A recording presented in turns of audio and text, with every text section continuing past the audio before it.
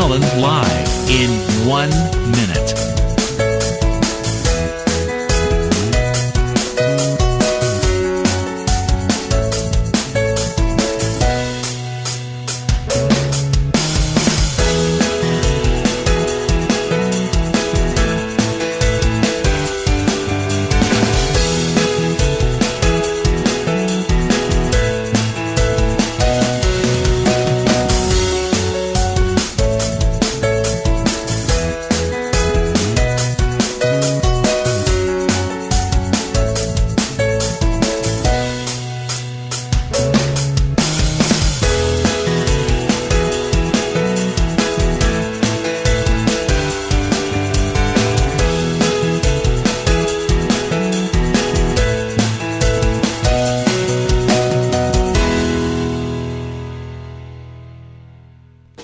Welcome to Lynn Cullen Live at pghcitypaper.com. Email your questions and comments to Lynn at pghcitypaper.com. Hey, welcome to the program. This is the first time I haven't seen the sun in ages. Wow, what the hell happened? Happy Monday to you all. Last day of September 2013, the day before a playoff game in Pittsburgh. I can't believe it. Yes. We won't talk about that other team. And I am joined today by a guest. Those of you who are watching can see that. This is a guy who's, he's gotten a lot of ink in the last week. Has it been a week? Almost 2 weeks, yeah. Almost 2 weeks now. Yeah. Wednesday will be 2 weeks. Okay.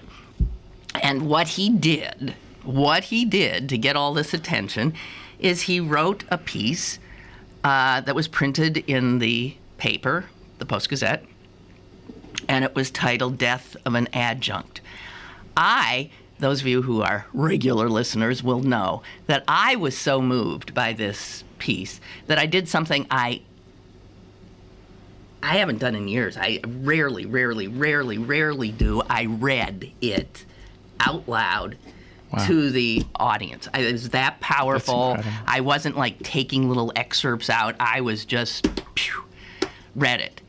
And did you have any idea when you were writing this story about a woman that it would have that kind of impact? Absolutely not. I mean, as I was saying before the show, I've written for years many different things, and this was not one that I thought would be particularly read. In fact, neither did the Post-Gazette, because if you actually read the physical paper, it was at the bottom of the fold on a Wednesday. It wasn't top of the fold on Sunday. I think they didn't think so, and I didn't think it would get this kind of pickup. In fact, I thought if it got a decent response here in Pittsburgh, I would be happy. And in many ways, truthfully, it was a meditative thing for me. I mean, I wrote it for her, and I wrote it for myself. And that it got that kind of response is incredible. Well, I think it's exactly why it got that response. You wrote it. It was personal. There was heart in it. So it wasn't a dry piece about adjuncts, and it was a heart to heart that anybody could comprehend. The gentleman who has yet to be introduced that wrote this piece is Daniel Kovalik, and he's an attorney, senior Associate General Counsel of the United Steelworkers Union. And the story, I don't think I have to do much background here for you guys because, as I said, we have talked about this issue in the past. But the story is about the death recently of an adjunct professor of French who taught at Duquesne University for 25 years. 25 years. Margaret Mary Voitko. And you knew Margaret Mary because you are part of an effort to unionize these adjuncts at Duquesne, correct? That's correct. And in fact, I was introduced to her last spring when the Steelworkers hosted an adjunct organizing conference, a national one. So there were adjuncts from all over the country, and she was there. She spent the whole weekend there at the conference. And one of the other adjuncts, a friend of mine, Josh, said, Dan, she really wants to meet you. She needs to talk to a lawyer. because she's afraid she's about to be fired at Duquesne, and she needs your help. And that's how I got to know her. And she told me her story, kind of at the outset, how she was barely making ends meet as it was, that she, during the winter that her furnace broke, she was couldn't even stay in her house because it was so cold, that she would often take her schoolwork to an Eaton Park and work at night just to get through the night. And then she'd, sleep wherever she could during the day, sometimes in her office. And she said sometimes she was escorted off the property when that happened. And she was in desperate straits. She had just lost her brother earlier in the year, her last remaining close relative. She was in remission at that moment from cancer. That cancer would return in the summer. And, she was living the life of Job at that point. And she's a devout Catholic, also very supportive of the union movement. But at the same time, she didn't particularly want to take on Duquesne or embarrass him in any way. She was loyal to Duquesne, but ultimately decided to bring an EEOC case against them for discrimination as a last resort. I sent Duquesne 2 letters during the summer explaining her situation and saying, look, please, refrain from firing her, keep her on. And in any case, in the alternative, give her something going out the door. Don't leave this woman with nothing, and they never responded to me. We finally filed the initial papers for an EOC claim. And, she felt hurt, and she felt really let down by that institution in the end. So she had worked there for 25 years. I assume, obviously, very educated woman, Ph.D., I would imagine. Actually, she did not have a Ph.D. She did not have a Ph.D.? Right. Okay. Fluent in French, teaching French. Yes. And like so many of the other adjuncts, these are the people who teach the students at the university, in large part, right? Yes, at Duquesne, about 50% of the faculty are adjuncts. Okay, 50% are adjuncts. An adjunct, let's tick off what the reality is for an adjunct. They have no job security? That's right. You work semester to semester. Okay, so you get a contract for this semester, yeah, and then you hope you get one for the next semester. But you have no way of knowing if that's the case. You teach, what? If you teach one semester, one class, you get how much money, Jim? Right now you get $3,500. You were getting, by the way, $3,000 until the union organizing drive, and in response to that, they did raise it $500, which we're proud of. That's good. But so, yeah, at least technically, you're limited now to about 2 classes a semester. $3,500 plus $3,500 is $7,000. 2 semesters is $14,000. $14,000. Maybe get one during the summer. Maybe 17. You might be able to almost get up to 20,000 a year. No benefits. No health. No retirement. No 401k. Nothing. Nothing. No severance if you're let go, or nothing. And so. Well, that's below. I mean, I don't know what. That's poverty level. It is poverty level. Absolutely. And. A lot of these folks that I know are barely making ends meet, because despite what the universities tried to claim, most of the people, this is their living. It's not a sideline or a hobby, as they've tried to suggest. And I know some people, to make ends meet, are teaching 7 courses a semester in 3 different universities. Which is crazy. It's crazy for them. It's crazy for the students. It doesn't make sense. A normal load, let's say you're a tenured professor, you have security. A normal load is at most 2 classes. 2 or 3 maybe. Yeah, that would be a normal load. And yeah, plenty of full professors who are making, a multiple of what these folks are making will teach 2 classes or 3 and get benefits and tenure and all that. I mean, there's just an incredible inequity here. And nationwide, it's about 75% of all faculty in the country are adjuncts. I mean, they've just, like the rest of the corporate world, world, they have gotten used to cheap labor. Right. Scared cheap labor because, you don't want to rock the boat. You don't want to do anything because you got no security. You got no... Here's what makes me crazy about this, about how this works now with higher education. We all know that the cost that these universities are charging students for this higher education are just skyrocketing. Right. And students who do scrape the money together often go into debt that they spend the next 20 years of their lives paying off. Right. Okay, so you've got this huge growing cost of education. And then for the ticket they get into academia, they're taught by people who are not even making what you would consider a living wage? What kind of insanity is that? You pay this much, and yet the people who are delivering the product that you're seeking, education, are paid pennies. Yeah, well, what kind of insanity? What it is, it's a racket. And I'll tell you how the racket works. There's actually a great Rolling Stone piece, and I'm forgetting his last name, Matt... Taibbi. Yeah, Taibbi. Maybe you've seen the piece. First of all, you mentioned the loans.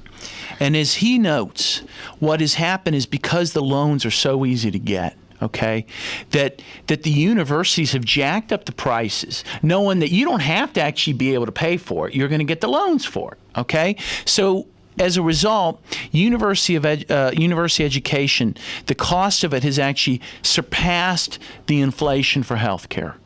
It is the fastest growing cost in America. So as you say, you're spending all this money. Meanwhile, they're depending more and more on adjuncts. And in some cases, you have adjuncts making anywhere from $1,800 to maybe $3,500 or so a year, no benefits across the country. And what else has happened? So that's the second part of it. And the third part of it is, meanwhile, what else has happened at the same time is that administrator pay has ballooned. So just like the rest of the corporate world, where the CEOs are now making hundreds of times more than their employees, the same thing is happening at these so-called nonprofit universities. So you have, in the case of Duquesne, which is a smaller school, the president or CEO making about $700,000. At a bigger university, they're making over $1 million. And then, again, just focusing on Duquesne, you have a handful of administrators making $200,000, $250,000 a year plus benefits. Then you have a small amount of full professors making, good salaries plus benefits. But then you have essentially, for lack of a better word, the peasantry that's making next to nothing. And that's actually doing most of the teaching. That's doing most of the teaching. And there was actually a Chronicle of Education article saying that actually, in many cases, they're better teachers. And so, yeah, and in fact, I've gotten some emails from parents who basically decided, what in the heck am I paying for? Exactly. If you're in a classroom, and I've done the math, a rough math, you could, if you have 30 students and you're an adjunct, those 30 students total are giving $200,000 to the university for that class, and the university is giving you $3,500 and no benefits. It is one of the most exploitive situations you can even imagine. Okay, it's obscene. Yeah, it's obscene. Okay, now, it just so happens that the steelworkers are involved in trying to unionize the adjuncts at Duquesne, but you could just as well be in any university or college in the country, right? And the steelworkers are doing that in other... We are trying to do that region-wide, yes. Okay. We are focusing here, yes. Now, Duquesne has made all really pushing back and made all kinds of arguments that strike a lot of Catholics as very immoral. Just talking about the fact that, somehow as a religious organization, they somehow should be free of any federal laws having to do with how? I mean, what kind of craziness? It's a pretzel-like logic that they're using. So what they claim, first of all, if I could give a little history, because it actually really shows how disingenuous they are. So about a year and a half ago, when we started organizing at Duquesne, we got a majority of adjuncts to sign a card saying we want the union to represent us. And according to the National Labor Relations law, that is the first step you take, right? That's right. Right. But what you can do, and what we did do, we went to Duquesne, and I was in this meeting. We met with the provost at that time. There's a new one now, and said, look, we have these cards. We have majority support. Why don't you just recognize us? We don't even have to go to the NLRB. Just recognize us. Do the right thing. He said, look, we're not against unions. He said, we have 4 here representing different groups of employees, including the police there. But we don't want to do that. We want you to go to the NLRB. In fact, we want you to file a petition. They'll determine what the proper unit is, and there'll be an election. If you win, we'll recognize you, but we will bargain hard with you. So that day we filed a petition. Very quickly, a local attorney here in town called me. He was very nice. With him, in consultation with their general counsel and with the president of Duquesne, Charles Doherty, they agreed to and signed a contract, a stipulation of election, saying, agreeing on the unit, agreeing on a mail ballot election, and waiving any hearing before the NLRB. Okay? 3 weeks later, they fire their local attorney. They hire a union buster out of Memphis. And for the first time, they say, oh, we forgot we're Catholic. We don't want NLRB jurisdiction, despite the fact we told you to go to the NLRB. And they wanted to get out of their stipulation. Okay, so the Memphis attorney came up with this idea. Well, he's representing 2 other schools, right. St. Xavier in Chicago and Manhattan College, 2 Catholic universities that are fighting this. And he went to the region of the NLRB here and says, we want out of stipulation. Of course, the region properly found in their decision rejecting that attempt, they said, we don't find you to be any more religious today than you were 3 weeks ago when you signed this. We're going to have an election. So we had a mail ballot election, and we won resoundingly. And they've been fighting this ever since, based on this so-called religious exemption. Meanwhile, Georgetown University, a Jesuit school, one of the top schools in America, just recognized their adjuncts. It doesn't make any sense. They have tied themselves up in knots. They have other unions on campus. They signed a stipulation, but now all of a sudden they're too Catholic to have a union. Meanwhile, Pope Francis is saying, rejecting an economy based on the god of money. He is rejecting the culture of disposable people, Margaret Mary being one of them, and they're saying they're too Catholic to have a union. It's amazing. It's shocking. Rob Rogers in today's Post-Gazette has an editorial cartoon, and Duquesne has to be not happy with all of this attention. And it's a student walking onto the Duquesne campus and looking at the sign, Duquesne University, under which is written, "Blessed are the poor until they try to unionize." It's incredible. It captures it all. I mean, the hypocrisy, the irony. I mean, what they're saying makes no sense. And that's why they, the vitriol that they have shown in response to this article. If you read my article, it's certainly critical, but I would say it's a softer kind of article. I don't name names. I don't call anyone out. Meanwhile, in response to it, they've, personally attacked me but what it shows is... They've said that you've exploited this poor, now deceased woman. Right. And my response to this is twofold. First of all, and I would use an analogy, it would be saying that the gospel writers exploited the life and death of Christ by spreading Christianity. It was his agenda. She supported the union. Right? So the idea that I have an alternative agenda is just ridiculous, number one. And number two, some of that argument, of course, is kind of 20/20 hindsight in the sense that they're reacting to how much play this article has gotten. I wrote a story or a piece for a local paper, a very personal piece. That's largely what I meant it to be. And yes, it has gotten incredible traction only because so many people around the country and even around the world have the same experience as Margaret Mary. But again, it's not like I pushed the story or anything like that. So this story went well beyond Pittsburgh. I have gotten emails, first of all, from hundreds of adjuncts in the United States. I've gotten emails from Lima, Peru, from Colombia, Great Britain, Nigeria. It's gone around the world. Pakistan. Because I think the universal appeal is not just, it's certainly adjuncts and faculty who are treated badly, underappreciated, and that could apply for teachers too, who have been under attack in this country and their unions. But also, let's face it, we live in a Walmartized economy worldwide. We have an economy based, again, as the Pope said, the god of money, where people are getting paid less and less, the CEOs are making more and more.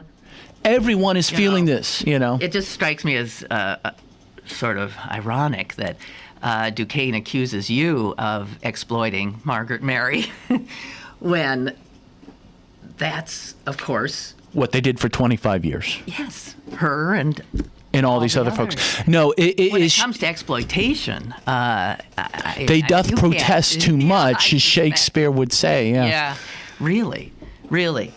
Tell you what, let me get a break in here. Any questions that you have for Dan Kovalik, come on in. He is a senior associate general counsel of the United Steelworkers Union, and he is out front and center in this effort to unionize the adjunct professors at Duquesne University. And it was his heartfelt, very personal story about the death of Mary Margaret Voitko, a 25-year adjunct professor at Duquesne, that kicked off a firestorm that continues today. So we'll be back. More is on the way with Lynn Cullen Live.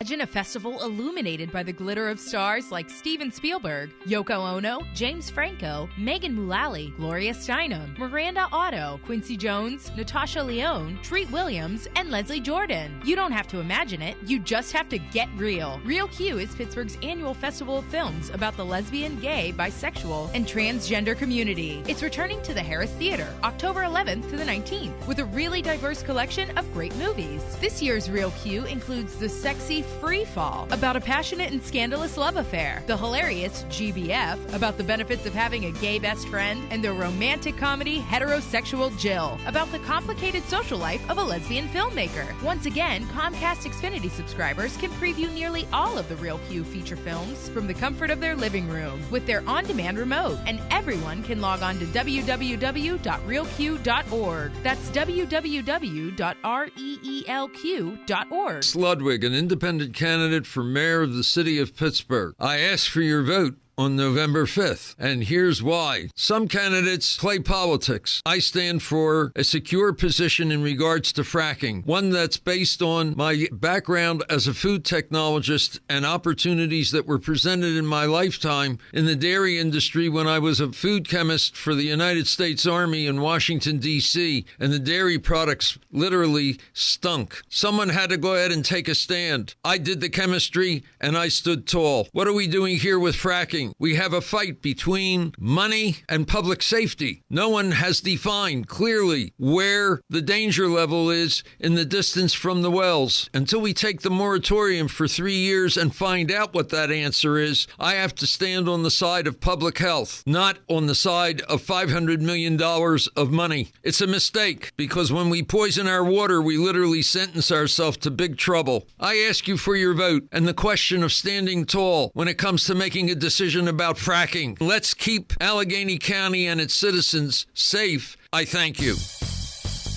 Have a question or an opinion? Call Lynn Cullen at 412-316-3381 or email lynn@pghcitypaper.com.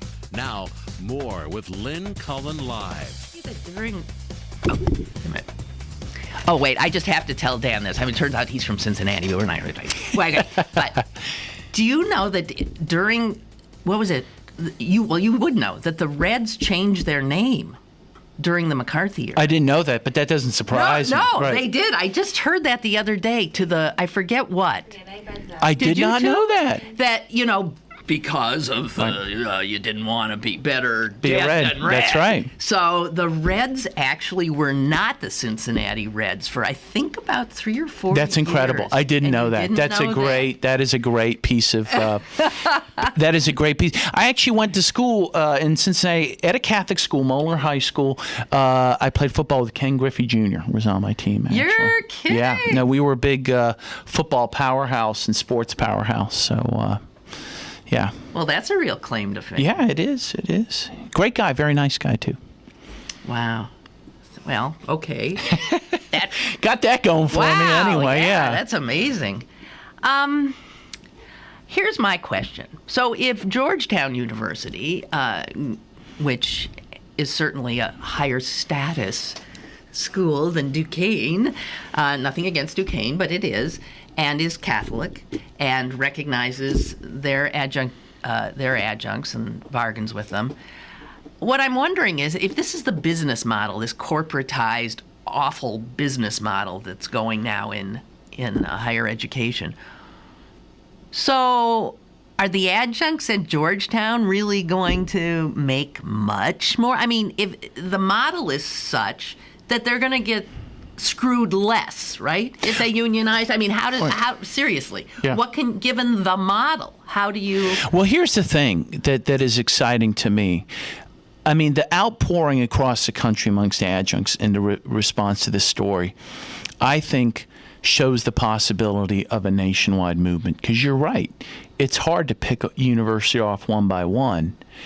But look, if this becomes a national movement, they might change the model. I mean, that's the hope, is that this model can be changed.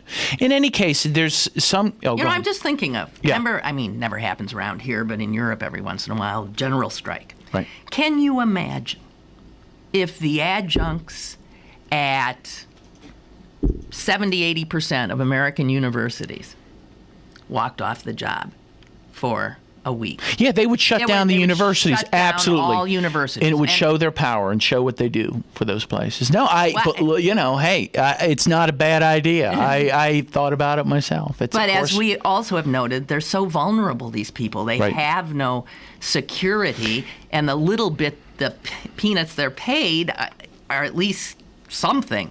And I'm sure it would take a lot of courage. It would take a lot of courage, but in any action like that, there's power in numbers. If they all did it, Right. it really is a collective action problem. Exactly. It would be, they'd have to depend on their brothers and sisters to do it too. And if they all did it, of course, it would send us a real message. So back to just the dollars and cents. So are you aware of like at Georgetown, if those adjuncts are making much more than they I'm not aware. they have any security or what? Yeah, they're just starting to negotiate, so I don't think much has happened. Though I know it's one university, at least I was told, and I can't name it off the top of my head. They organized and they actually did get their salary doubled, at least in some benefits, which would would help people. And in fact, the Modern Languages Association, and Margaret Mary was in the Modern Languages department, they say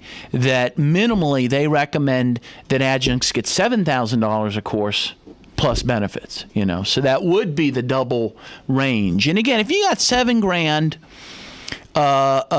plus benefits, that would end up, by our old CAV 1428, you could get into the $30,000 range. Now you're doing... You're doing okay. Not right. great, but you're okay. You're okay. And, that should be doable. And, in fact, incredibly, the new provost I was on Weekend Edition with him last week on NPR.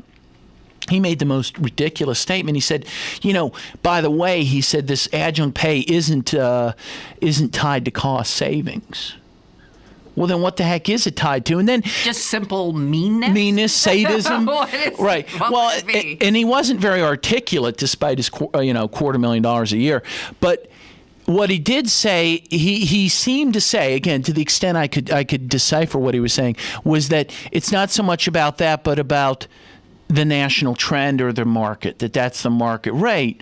And so, which is incredible, again, that the Duquesne hiding behind a Catholic doctrine to pay the, capitalist market rate. The lowest possible rate. Yeah. Right.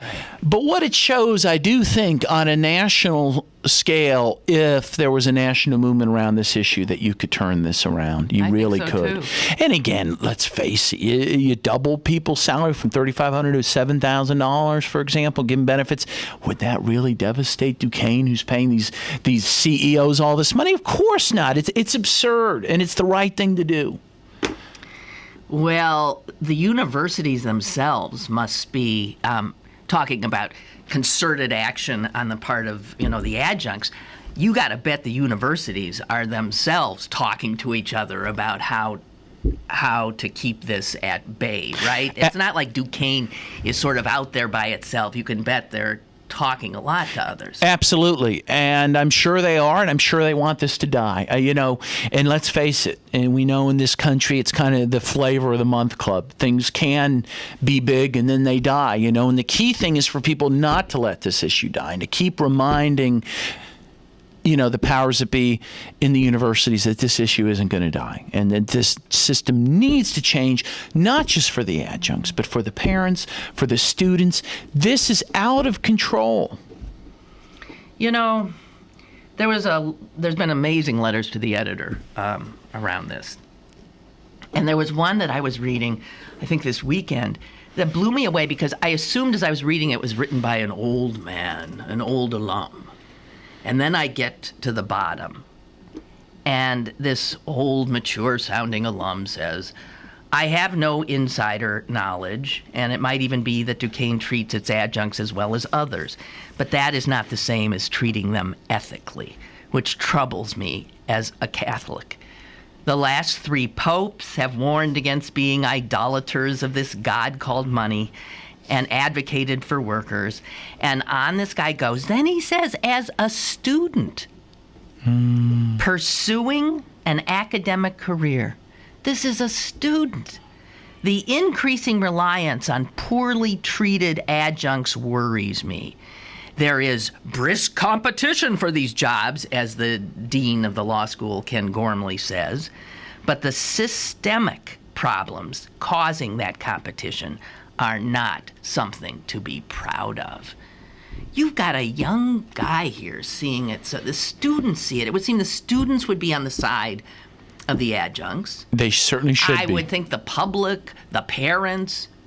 I don't see, and I think the power of your piece showing the inhumanity of this construct through just one story, one woman's story, Margaret Mary.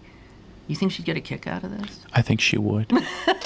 She was a character herself. Yeah. And she was a complex person. And that's the thing. I don't purport to be her biographer, but there's many sides to her. She was a very devout Catholic, in some ways a conservative Catholic. She kind of longed for the Latin Mass. But at the same time, she was an economic radical. She supported unions. She supported activism. And I think she would have enjoyed this. She was also a literary person. Yes, she was an intellectual. literate. And I think she would have gotten a kick out of it. Absolutely. And did you see the other, I'm sorry, these letters are so amazing. Did you see this other letter again? Somebody wrote in to say that the phrase "a living wage" is based on the work of a Catholic theologian who wrote a book of that title, A Living Wage, and that book was published in 1906. My goodness, I didn't know that. That's great. That's great. And that's amazing. Katie Hogan of Park Place writes, given this legacy, why is Duquesne University trying to prevent unionization of its adjunct faculty on religious grounds when it's a Catholic theologian who even coined the phrase, the concept, a living wage, over 100 years ago? The hypocrisy in their position is amazing. They have allowed the money changers to take over the temple. Yeah. And they have to have some self-reflection instead of trying to again attack me or attack the union. They should, as people of conscience, sit back and wonder and reflect on how they're treating people. Have you been approached? What is the status of the adjuncts? Obviously, Pitt is a much bigger school. There are more poorly paid, exploited adjuncts at Pitt. So why aren't the steelworkers over there? Well, we are trying. We are definitely trying to organize adjuncts around town. It just happened that with Duquesne, we organized them first. That's all. I mean, it just happened that there was you never know why these things happen. There was a critical mass of adjuncts who came to us, who wanted to be organized. They were the ones that made it happen, really. And again, we do want to, get other schools, CCAC, Point Park, all of them unionized. But again, it really had to do with the fact that they came forward first. And they went to the NLRB and they voted to have us as a union. We are poised to be recognized. And that should be the next thing. Duquesne should recognize us. That would be easy for them. That's what they need to do. So this thing is just tied up now in legal wrangling? What's the timeline here? Well, we don't know the timeline in terms of litigation. They have appealed. The regional director of the NLRB here, as I said, rejected their attempt to get out of the stipulation. They allowed the election to go forward. Duquesne appealed to the National Labor Relations Board in Washington. It's been over a year that it's been sitting there, and we're waiting. Well, the NLRB, that board was decimated for years. Yes, it's been limping along. There's a backlog of 500 million gazillion cases. It could be what? It could be months before we know, from the NLRB, and then they could appeal to the Court of Appeals, which they've sort of signaled they will. Okay, so their MO is to just slow this thing down as much as they can. It's a typical cost you as much as they can. That's right. It's a typical tactic of a union busting company. Right. Try to delay it as long as they can, hope that the support goes away, and hope you go away. And I can tell them it ain't going to happen in this case. And stop and think of all the money that Duquesne is not paying its teachers, which is what Duquesne's mission is to teach, but is instead lining the pockets of rich union-busting corporate attorneys in Tennessee and other places in an effort to keep their employees from a living wage. It's just, no matter how you look at this, it's disgusting. It's obscene. Yeah, it's just obscene. They don't have a leg to stand on. I'm sorry, and they know it. They are paying more money to fight unionization than it would cost to have it. Exactly.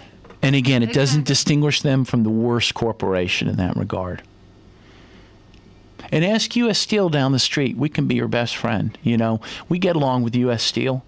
We can help companies. Mm-hmm. We can help Duquesne. We're not against them. We've tried to play ball with them. We want to help them solve this problem. We're not their enemy. They have just one aspect. They have insisted, the thing that seems to have just made them crazy about your piece is that you suggested they'd done nothing for her. They insist that they had attempted to help her.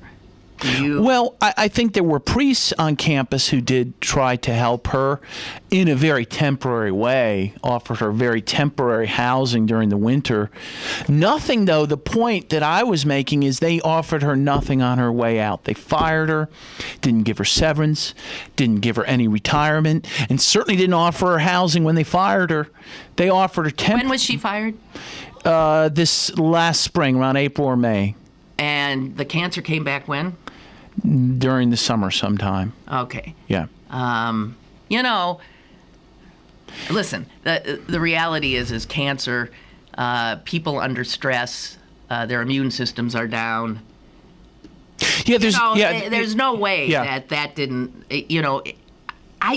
to me. It's incredible. It's unconscionable. Yeah. You take an old woman who's struggling with cancer and that has no benefits, you're giving her nothing after 25 years of service. How do you sleep at night? Yeah. And it's not like they didn't know. They knew because they knew she didn't have housing during the winter, right? They've admitted that because they said the priest had to offer her some temporary housing. And I wrote them 2 letters during the summer. And I explained what was happening to her. I explained her circumstances. And we begged for a job. We begged for help. And they never responded to my letters. Well, I wish you all the best in this effort, and I mean, there's no doubt that you have right on your side, and keep it up. Thank you, Lynn. It's a real pleasure. Me too. Okay. Thank you very much. Thank you. Dan Kovalik, Senior Associate General Counsel, United Steelworkers Union, attempting to unionize the exploited adjunct professors at Duquesne University. We'll be back. Stick around for more with Lynn Cullen live after this. Go to bergbargains.com for great deals on gift cards from your favorite local restaurants, bars, museums, attractions, and shows. This week, 50% off tickets to the City Theater's Tony Award-winning play, Vanya and Sonia and Masha and Spike. Supplies are limited.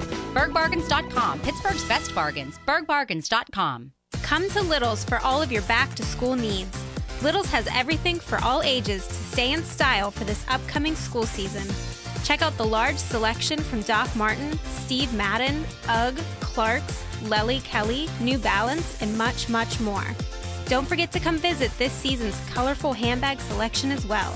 Little Shoes, Pittsburgh's largest family shoe store, 5850 Forbes Avenue in Squirrel Hill. This week's Pittsburgh City Paper featuring your 2013 Pittsburgh Pirates is available now. Pick up one today for our special education guide pullout. Plus, We Are Family, Neil Walker, Frank Coonley, Stephen Lynch, Marie Schwinar, and Joe Satriani. Pittsburgh City Paper available at over 1,700 locations throughout Western Pennsylvania and on the web at pghcitypaper.com and on your smartphone with GPS-enabled listings at citypapermobile.com. Now, it's back to Lynn Cullen live at pghcitypaper.com. All righty. Welcome back, guys.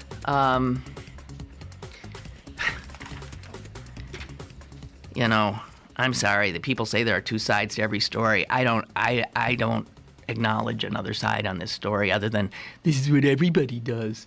All the universities are doing this same immoral, exploitative thing. But for a university that purports to be religious, they're even on thinner ground than like a pit would be. Despicable. It's despicable.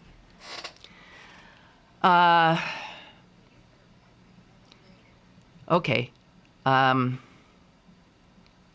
saw an obit over the weekend that brought back some pretty awful memories of something that happened in Philadelphia, and I just want to note the passing of this young man, 41 years old, Michael Ward. He first became known to Americans at the age of 13 when burned over a fifth of his body, so malnourished that he looked to be about 8 or 9 years old. He was known as Birdie Africa, and he was one of only 2 survivors of the conflagration in Philadelphia, where the extraordinarily inept Philadelphia police in 1985, attempting to oust a group of radical, back-to-nature, cult-like people called MOVE, tried to get them to move out of the row house in Philly where they lived, and the cops started by shooting. There was like a gun battle. When that didn't get them out, and they knew there were lots of children in this home, they dropped a bomb, essentially, an incendiary device on the roof of this row house, and it touched off a conflagration that took down 3 city blocks, killing 11 people, 5 of them children, and leaving 250 people homeless. All of the dead were in that house where this malnourished, burned little boy lived with his mother, who was killed. And it's hard to remember. It's hard to remember the horror of that. Anyway, it was his testimony at the official inquiry into the bombing and the travesty that was committed by the city there that essentially wrote the history of what happened that day. Anyway, this boy, Birdie Africa, was reunited with a father who gave him his real name, Michael Ward.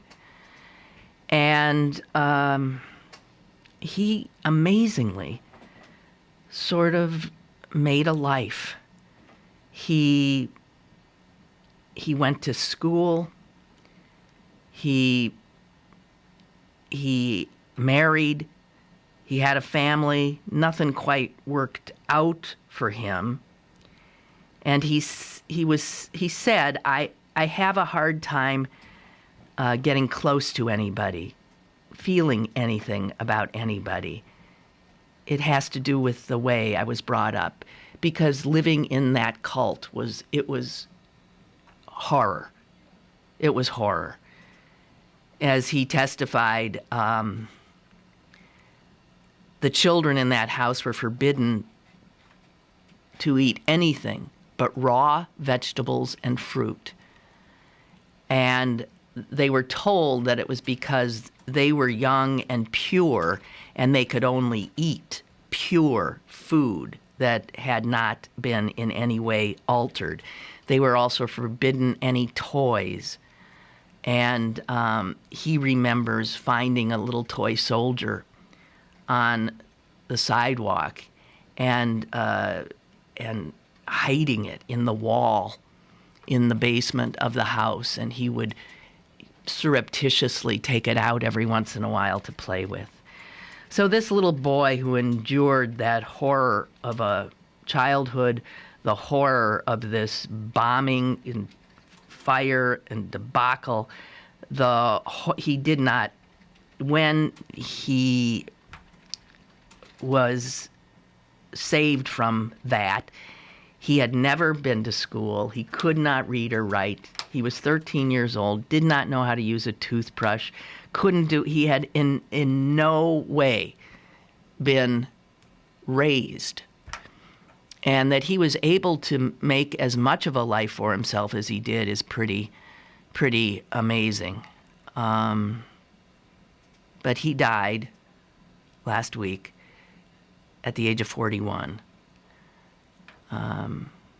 Accidental, they think, drowning in a hot tub. He died as Michael Ward, but he was known to us as Birdie Africa. Well, I don't know if any of you saw this piece that Frank Bruni wrote in the New York Times yesterday. He wrote it about a member of the Pennsylvania legislature, a Republican member of the legislature, very conservative member from a rural district in the middle of the state where, you got the people clinging to their guns and their and their religion. And Mike Fleck is his name, and he has been elected and reelected, I believe 4 times, And he gets literally 100% of the vote. He's never even had an opponent. His family has lived in that region and in that city and even in the same house for generation after generation. In fact, the house, it was originally a log cabin, and they've just added on to it over the years. He says, I live in the house that was my grandfather's and that was his grandfather's. It's been there for more than 170 years. In fact, it sits on what is known as Fleck Road, named after the family. You can't get a more loved, beloved family than this, and so that's why he runs unopposed. He gets elected, reelected, and reelected. Bruni's piece was about the fact that for the first time coming up in the next election, it looks like Mike Fleck is going to have some people contending for his job, and they'll be doing it, of course, in the Republican primary, because exact opposite of what happens here, that's where it happens there in the Republican primary, because a Democrat ain't going to win.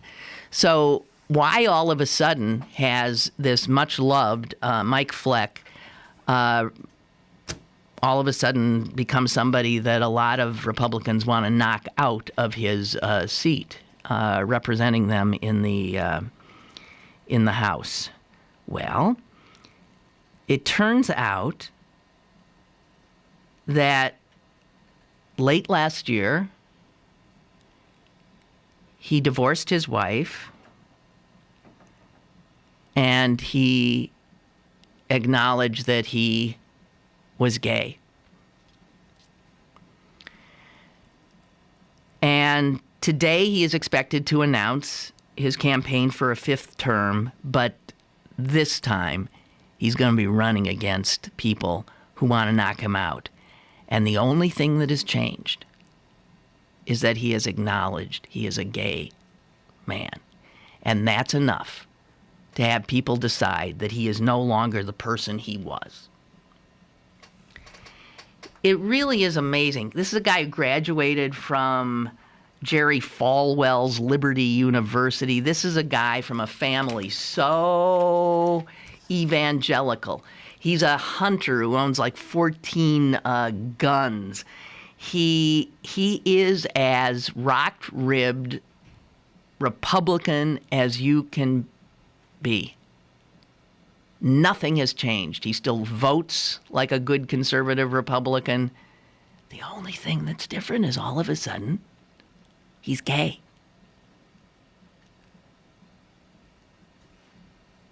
And here's a quote from him in Bruni's piece. I love this area. I think it's going to catch up, but it's never going to catch up unless there are people like me out there. And that's true not just of here, but of the Bible Belt and a whole lot of America. These are good people here. They've just never had to think about this. And he just cannot believe that what Bruni calls that one wrinkle of his identity could change the esteem and love that his community has felt for him throughout his life. His sister says that there was not a night in our house when we didn't pray as a family or read the Bible as a family. There was no drinking, no dancing, and we believed that gays were going to hell, as well as anyone who associated with them. So that's where this guy's coming from, that background. The courage he displays in coming out is pretty dang impressive. And it will be interesting to see if those people he calls these good people would now throw him out because he has acknowledged that he is a gay man.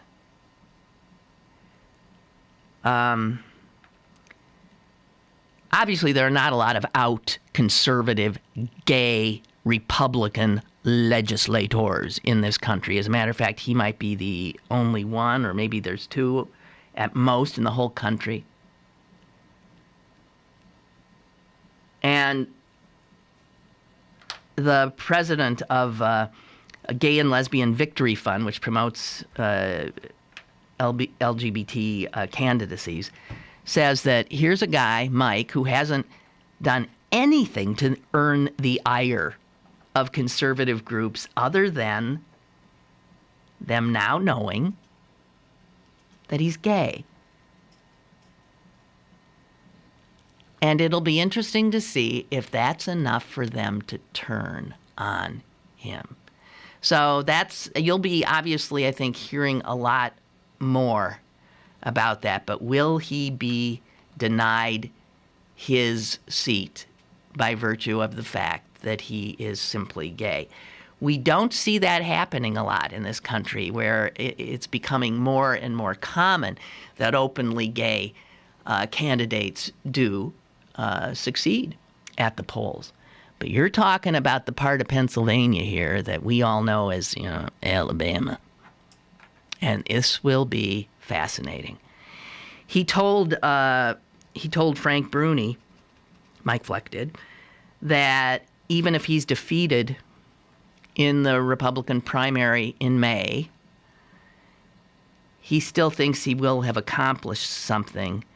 And he said he already feels that he has done something important, because he says this: I had a Mennonite drive 2 hours to my house to ask if I thought he could still go to heaven. And he said, before I came out, that man would not have known where to turn, and he wouldn't have found an ear and solace anywhere. But now Mike Fleck has made that stand. So I thought, I had this vague memory of him coming out, I guess in December last year, almost a year ago. But I hadn't realized that then had resulted in what appears to be his first primary challenge. It's fascinating, really. So somebody told me there were 500,000 people who've gone to see that duck. You were one of them. Mm-hmm. 500,000? Come on. There aren't even that many people in the... What? Well, I guess there are. Where'd they come from, for God's sake? I have not seen the duck yet. It looks awful cute. I tweeted a picture that I think is the best picture I've ever seen of the duck that a friend of a friend took. And I'm glad the duck's here for the game tomorrow. And I'm scared out of my mind about this game tomorrow. And I'm not thinking about much else. And I do want to note, of course, I was so distressed to see that Elsie Greenwood had died. Elsie was pretty much a neighbor of mine.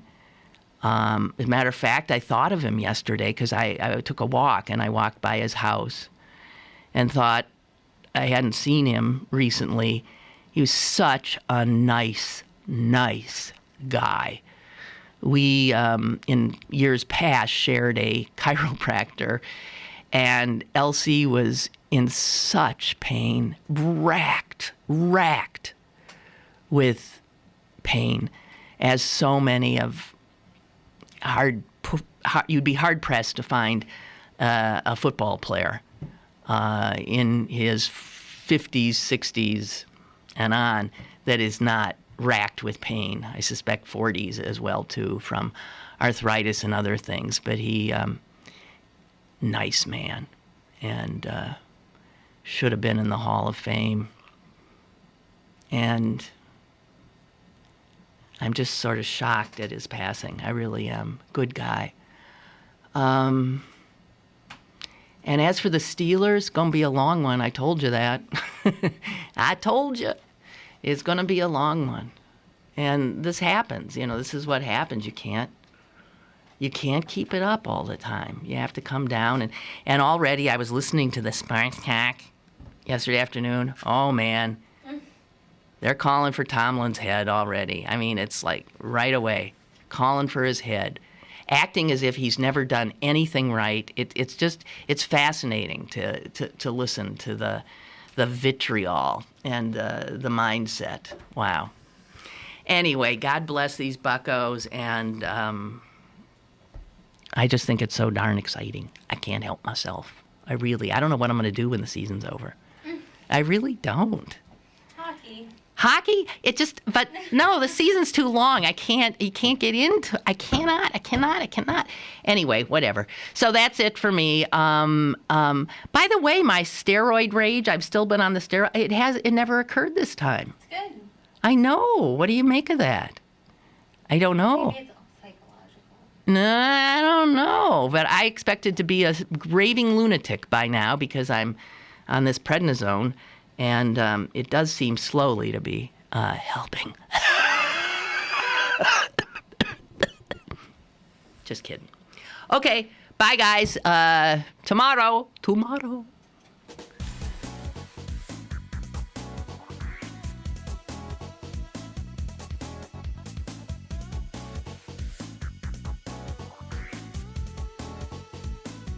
Lynn Cullen Live, Monday through Friday from 10 a.m. to 11 a.m. and archived at pghcitypaper.com. The opinions expressed on Lynn Cullen Live are those of the host and do not necessarily reflect the viewpoints of Pittsburgh City Paper, Steel City Media, and its advertisers.